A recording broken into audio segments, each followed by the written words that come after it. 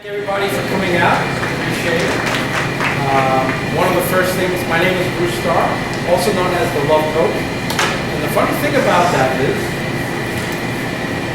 when I would say Love Coach in past years, people would have like snicker or laugh about that. And in the last 6 months or a year, people aren't laughing anymore.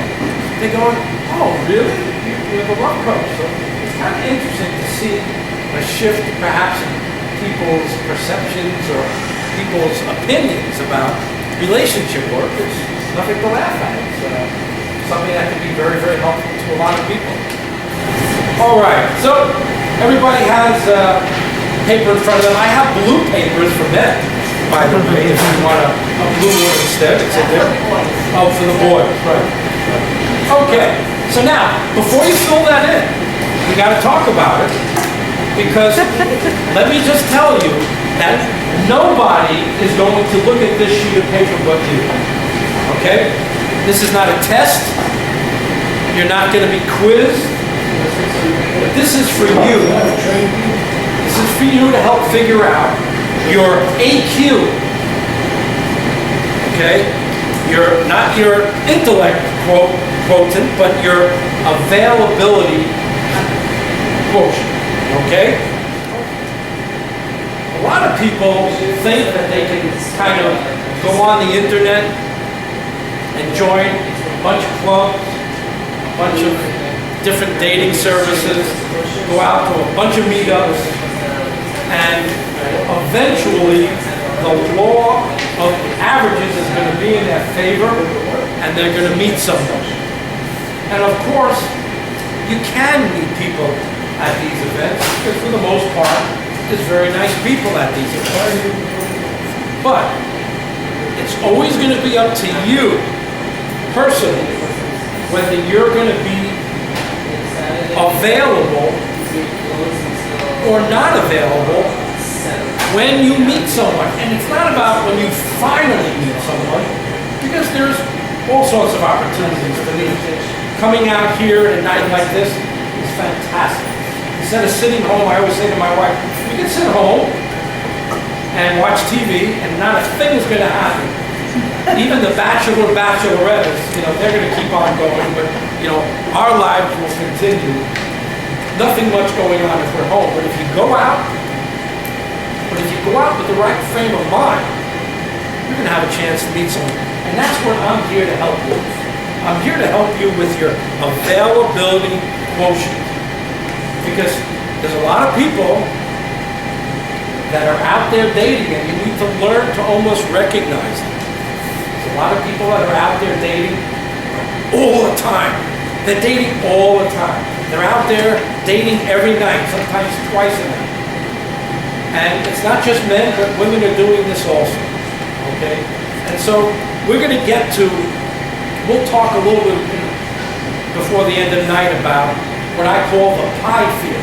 If I don't get to it, if it sounds interesting, remind me about the pie theory, because it's a very interesting theory that will help you really figure out why someone who kind of looks pretty good, sounds pretty good, just isn't there. Okay? So now, on a scale of 1 to 10, 1 being the highest means you feel great about this question, okay? How satisfied are you with life? Again, be as... 1 is the lowest. So let's say you are just, you're not smiling, you're just not happy, your friendships are not that great, your job's not that great. How sad, you can get another one of these if you'd like. Would you like another one? You filled it in already? Okay. Didn't the teacher tell you when you were in school? Don't start until he tells you when. Don't take the test until, okay. So now, 1 being, or 0 being, I'm not satisfied with life at all. And 10 being, you know what? I might not have everything going, but I'm pretty satisfied. So let's put that number in there right now. And again, this is not a test. You're not going to be judged. This is absolutely strictly for you to help figure out you. Okay? Everybody got the first one filled in? Okay. Now, when you're with someone new, you're out on a date. I'm going to be on JLTV, Jewish Life Television, on the 17th. And we talked about this on the show.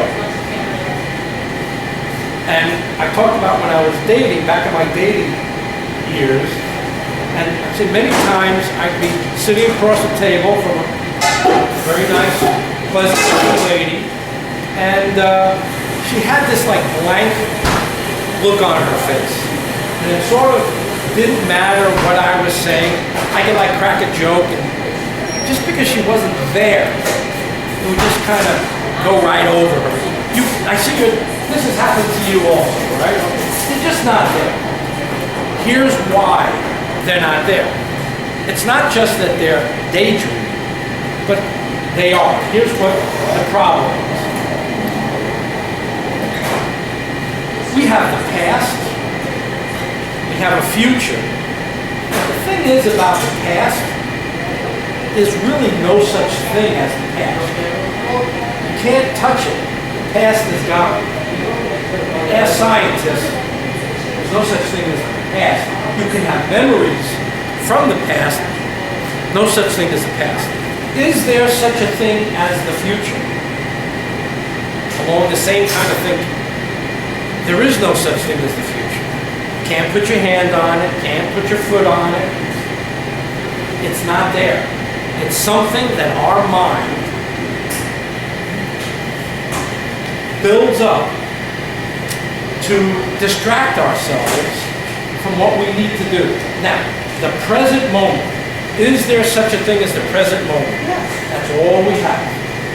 Now, now, now, now. Be here now. Touch your hand now. Now, you're here now. So when you're out on a date and they have a blank look on their faces, it's because a good third or half of them, let's say I'm looking at you and you're a lady and you're just not nodding your head, you're just kind of, a third or half of you is thinking, who is this guy anyway? Is this going to be a nice guy? Is he going to treat me? He looks like an old boyfriend. He's bothering me already and he hasn't said anything. And I don't like him yet. He's not, all this stuff, what do you compare it to the past? To the 5, 10, or 20 boyfriends or girlfriends that you had in the past. The mind is going 1,000,000 miles a second, making what? Assumptions. Judgments, assumptions, decisions about who you are. In their minds, it's spinning and they don't even know you. And guess what? They're not going to get a chance to know you. Because your mind is spinning and working overtime. Now, the future. A third to a half of them is off in the future. Is he going to be able to take care of my children, send my kids to college? Is he going to be a good lover? Is he going to smell good? Is he going to taste good? Is he going to be, can he dance? Mind is spinning and spinning and spinning. So, in other words, when you're out on a date with someone, if you cannot, you've got to be able to bring yourself in and stay focused on the present moment, because that woman there, she's not even there. Half of her's in the past, half of her's worried about the future, and I am talking to an empty place. So it's up to you to do whatever you can to calm your thoughts down and really minimize your thoughts. I did a presentation to the South Florida Singles Lifestyle Expo a few months ago, November.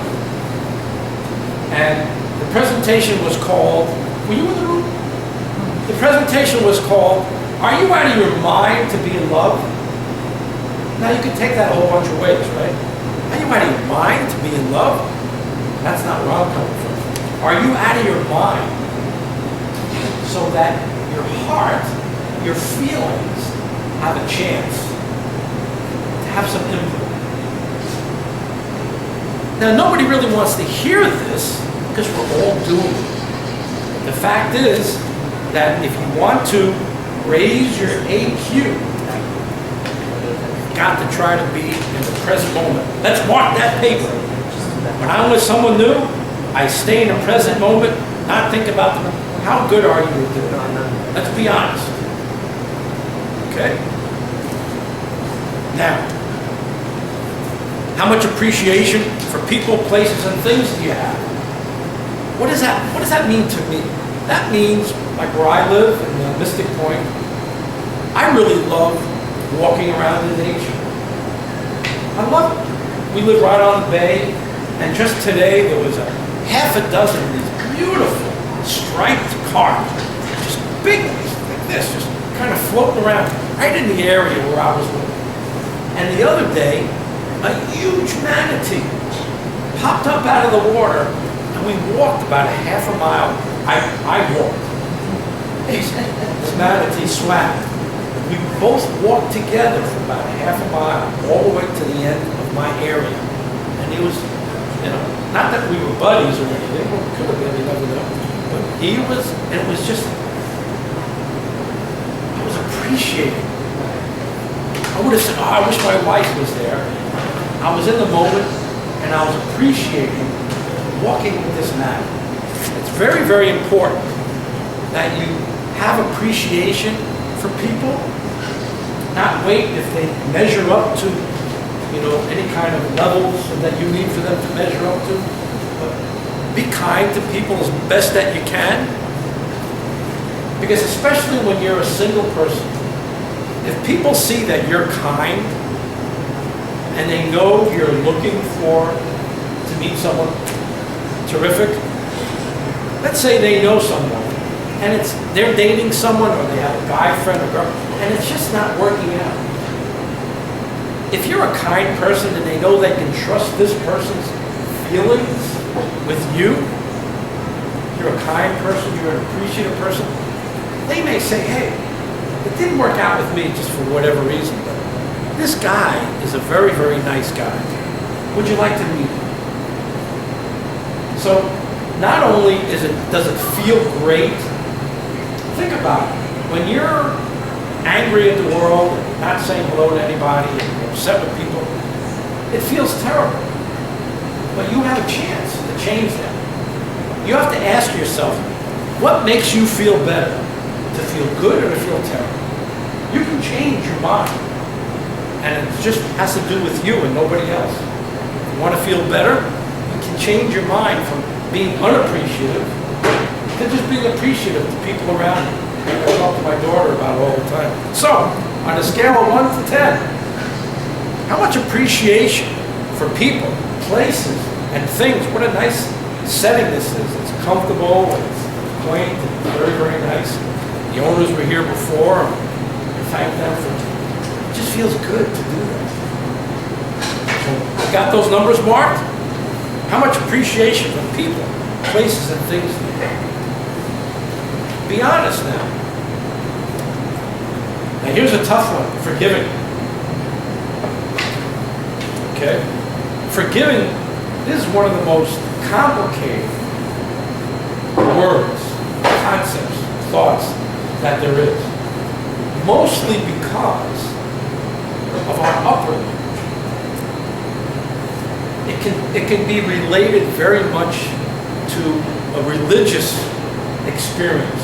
People can think forgiving is a religious thing. Okay, so I'm not about to go into trying to figure out where you're at as far as how you're doing with forgiving.